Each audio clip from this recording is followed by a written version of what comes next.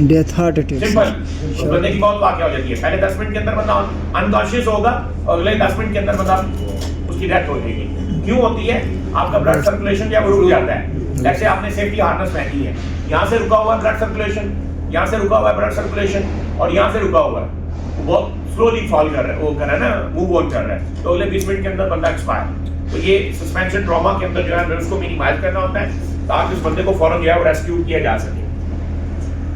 हमें दो तरह की टेक्निक जो है वो चाहिए होती है, दो तरह के इक्विपमेंट हमें चाहिए होते हैं जब हम वर्क एट हाइट के ऊपर काम कर रहे होते हैं। एक है फॉल रेस्ट और दूसरा है फॉल रिस्ट्रेन। फॉल रेस्ट को हम यूज कर रहे होते हैं, फॉल रिस्ट्रेन को यूज कर रहे होते हैं। फॉल रेस्ट और फॉल रिस्ट्रेन के अंदर फर्क क्या होता है जी? कहने बड़ी ओएचएस वाले दी नहीं, what is fall arrest and fall restraint? Okay, you are working on a work at height, आपने एक स्कैफोल्डिंग का प्लेटफॉर्म दिया है बंदे को और उसके इर्द गिर्द आपने गार्ड रेल लगा दी है। What is this?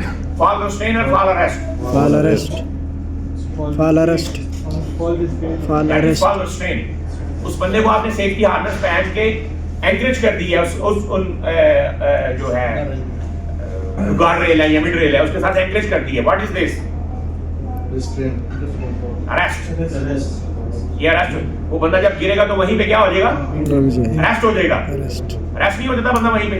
जब बंदा किसी हार्नेस से गिरता है तो वहीं पे फौरन रुक जाता है। और रिस्ट्रेन क्या है? जो गार्ड रेल आपने लगाई है वो रोक के रख रही है कि बंदा कोई गिरे ही ना। तो दैट इज फॉल रिस्ट्रेन।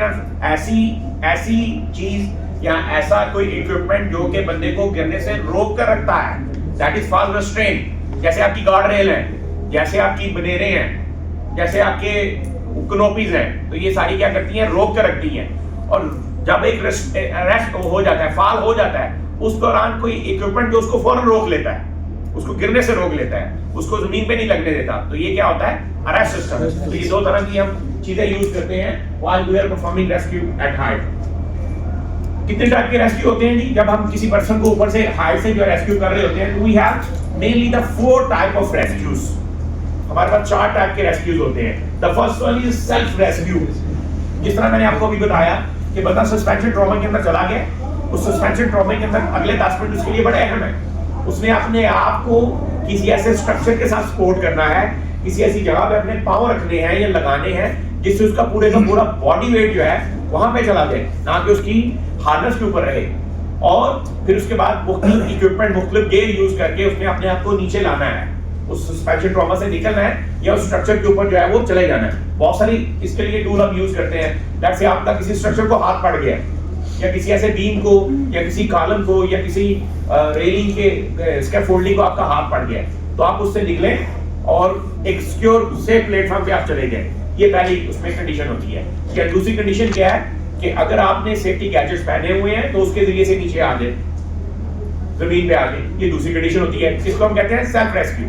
अब ये करना कैसे है, इसका प्रैक्टिकल हम एक डेमो करेंगे, आपको मजीद आइडिया हो जाएगा कि इन केस के मेरे साथ अगर कहीं पे फॉल हो जाता है या कहीं पे मैं हाइट के ऊपर जो है वो अरेस्ट हो जाता हूँ, तो मैंने अपने आप को कैसे बचाना है वहां। सबसे अहम चीज जो सेल्फ रेस्क्यू के अंदर होती है, that is the suspension trauma.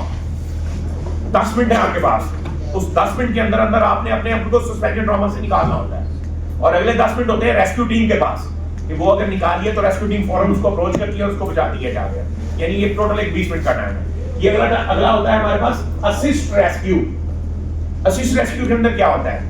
With the help of the emergency team, with the help of the colleague, with the help of your coordinator, हम क्या करते हैं? असिस्ट रेस्क्यू करते हैं। इसमें 2 लोग या 2 से ज्यादा लोग जो है वो मिलकर रेस्क्यू कर रहे होते हैं। फॉर एग्जांपल, एक बंदे को जो है वो फॉल हो गया और वो हाइट के ऊपर हैंग है, एक रेस्क्यू जाएगा, उसको फौरन क्या करेगा? वहां से निकालेगा और उसको एक सेफ प्लेस के ऊपर जो है वो लेकर आएगा। वो डिफरेंट तरीकों से हो सकता है। That could be use the descender, that could be use the safety gadgets. तो बहुत सारे रेस्क्यू गैजेट हम यूज करके इसमें असिस्ट रेस्क्यू की तरफ जो है वो जा सकते हैं। तो third one is the remote rescue. अब रिमोट रेस्क्यू के अंदर क्या होता है कि एक पूरी टीम जो है वो पकड़ के जरिए से उस पर्सन को जो है वो निकाल दिया नीचे या मुख्तलिफ लैडर को यूज करते हुए एट द स्पॉट को इक्विपमेंट जिससे उस पर्सन को बांधा जा सके। उस पर्सन को जो है वो ये एक केस में होता है कि बंदा खुद मूव नहीं कर सकता, उसको कोई इंजरी होगी हुई है, उसको कोई फ्रैक्चर हो गया हुआ है, तो ये तीसरी कंडीशन के अंदर जो है हम वो रिमोट रेस्क्यू यूज करते हैं। चौथा है इवैक्यूएशन रेस्क्यू। इवैक्यूएशन रेस्क्यू के अंदर क्या होता है? हम मैन लिफ्ट का इस्तेमाल करते हैं, हम मोबाइल एलिवेटिंग वर्किंग प्लेटफॉर्म का इस्तेमाल करते हैं, या हम किसी ऐसी मैकेनिकल बकेट का इस्तेमाल करते हैं, मैन बास्केट जो आपके पास होती है, उसका इस्तेमाल करके जो है आप पर्सन को रेस्क्यू करते हैं। यानी नीचे एक टीम होती है, उस बकेट को जो बास्केट है उसको यूज करनी होती है, और ऊपर वाली टीम उसको रेस्क्यू करके उसमें के अंदर रख रही है और आप सेफ वर्किंग प्लेस के ऊपर ले जा रहे होते हैं। तो मेनली ये 4 टाइप के रेस्क्यू जो है हम वर्क प्लेसेस के ऊपर यूज कर रहे होते हैं। सेल्फ है, असिस्ट है, रिमोट है और इवैक्यूएशन है। Let's have a look on the self rescue. ये सेल्फ रेस्क्यू के कुछ एग्जांपल्स हैं। आप किसी देखें, आप बहुत सारे इसकी एग्जांपल भी देख रहे होते हैं ना।